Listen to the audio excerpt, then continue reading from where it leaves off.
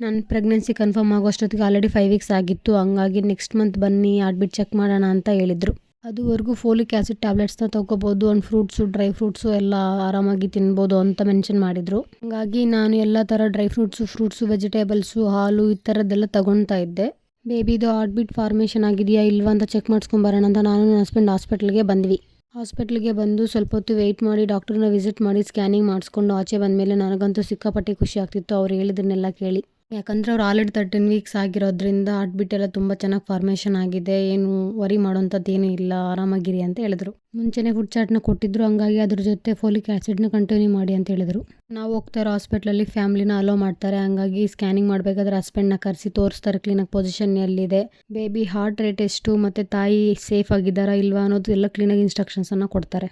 ನಮ್ಮ ಲೈಫಲ್ಲೇ ಈ ಥರ ಫಸ್ಟ್ ಟೈಮ್ ಎಕ್ಸ್ಪೀರಿಯೆನ್ಸ್ ಆಗ್ತಾ ಇರೋದು ತುಂಬ ಎಕ್ಸೈಟೆಡ್ ಆಗಿತ್ತು ನಮಗೆ. ನೆಕ್ಸ್ಟ್ ಮಂತಲ್ಲಿ NT ಸ್ಕ್ಯಾನ್ ಇರುತ್ತೆ ಬನ್ನಿ ಅಂತ ಹೇಳಿ ಕಳಿಸಿದ್ರು.